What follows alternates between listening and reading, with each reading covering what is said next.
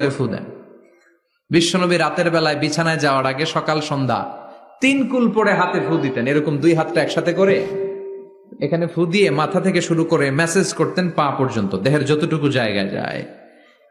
সূরাতুল ইখলাস, সূরাতুল ফালাক, সূরাতুন নাস, এই 3টা সূরাকে একসাথে বলে কুল আস-সালাসা, মানে 3 কুল। কি বলে? এই 3 কুল পড়ে না, যায় লিটন দেওয়ানের কাছে। কই যায়? লিটন দেওয়ান কিছু করতে পারে? তারপর হাতের রেখাতে অনেকে ভাগ্য বলতে চায়, এটা ভুয়া কথা। এই হাতের রেখায় কোনো ভাগ্য থাকে না। আপনারা শুনলেই কিছু মানবেন না, আপনারা কোরআন হাদিস দিয়ে যাচাই করবেন, দলিল খুঁজবেন। কি খুঁজবেন?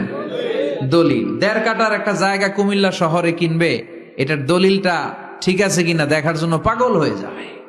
নিজে বুঝে না, আরেকজনের কাছে যায় যে পাক্কা বুঝে, দেখেন দলিলটা ঠিক আছে কিনা। তো 1.5 কাঠা জায়গার দলিল ঠিক আছে কিনা পাগল হয়ে গেলেন। যেই জান্নাতের দাম গোটা দুনিয়াটারে 10,000 বার বিক্রি করলেও জান্নাতের একটা চেয়ারের দাম হবে না, ঠিক কিনা?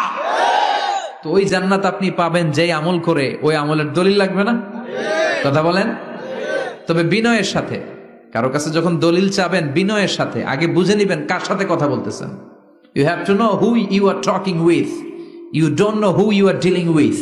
অনেকে জানে না কার সাথে কেমন করে কথা বলতে হয়।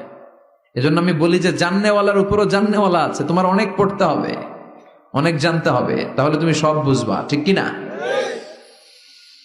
তো আমরা ঝাড়ফুঁক করব।